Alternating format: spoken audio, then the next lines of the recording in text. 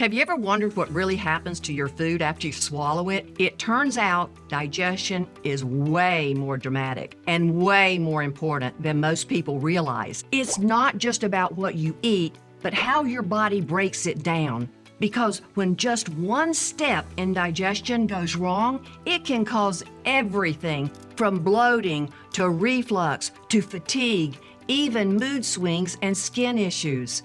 Hi, I'm Brenda Watson. Stick with me because digestive issues are often misunderstood. The more you understand how the digestive system should work, the more power you have to take control of your health. In this video, I'm taking you on a journey from your first bite to the bathroom.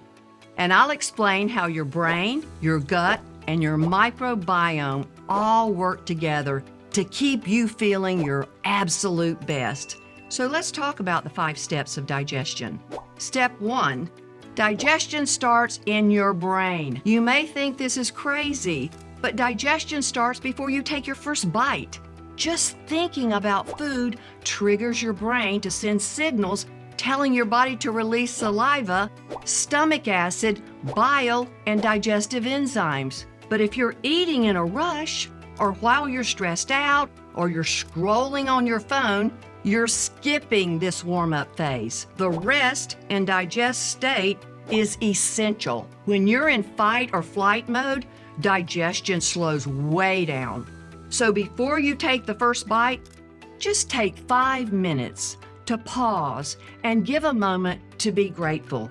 Your gut will thank you. Step 2, digestion moves to your mouth. Saliva starts breaking down carbs and fats with enzymes like amylase and lipase. And think about it, your stomach doesn't have teeth, right?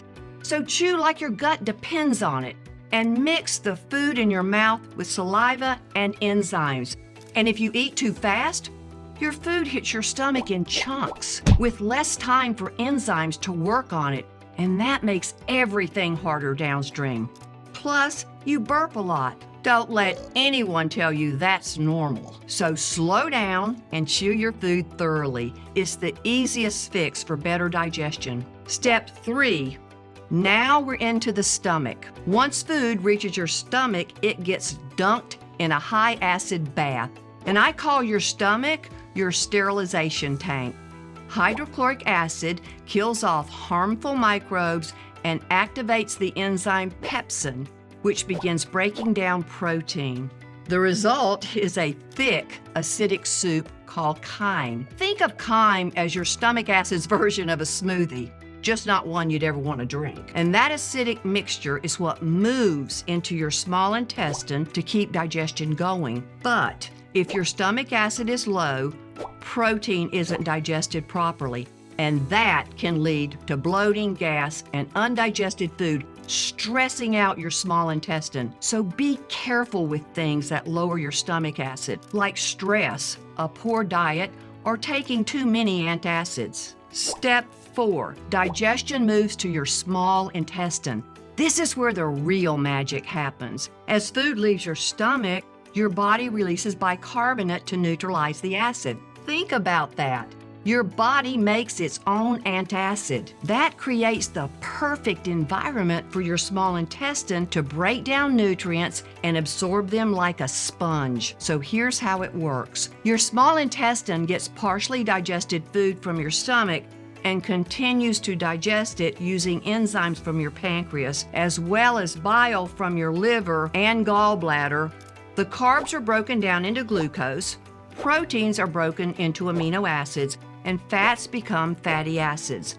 Then those nutrients are absorbed into your bloodstream and lymph system. They're sent throughout your body to power your cells, your brain, and your muscles, everything. But here's where things can go wrong. If your bile secretion is low, and for most people it is, you'll have trouble digesting fats. If you have poor pancreatic function, your digestion will be incomplete.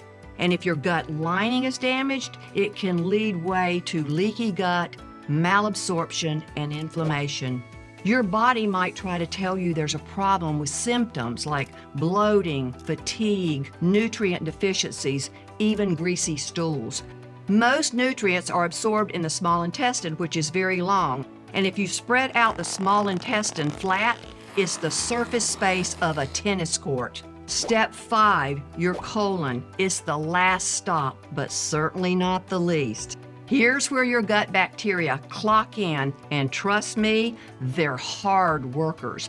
They feed on leftover fiber and produce short-chain fatty acids like butyrate, which fuel colon cells and support your mood and immune system. This is where water is reabsorbed, stool is formed, and well, you know the rest because I've recorded multiple videos about poop. Be sure to check them out. But if you don't get enough fiber, or if you have an imbalanced microbiome from too much sugar or antibiotics, or if toxins sit too long or flush too fast, you're more likely to struggle with bloating, constipation, diarrhea, or inflammation. So let's recap the core components of your digestive system. Your brain. This starts the engine. Just thinking about food is the first step. Your mouth. Chew like you mean it. Slow down when you eat. Your stomach. Acid matters. You can't have too much and you can't have too little. Your small intestine. It distributes your nutrients from the good foods you eat. And your colon. It feeds the gut bugs you need for gut health and eliminates everything your body doesn't need. It's a system. One thing leads to the next thing happening. You cannot take a step out and expect the system to work. It would be like taking the transmission out of a car. It wouldn't work. A distracted brain means poor chewing. That stresses your stomach. Then your small intestine gets overwhelmed and your colon pays the price.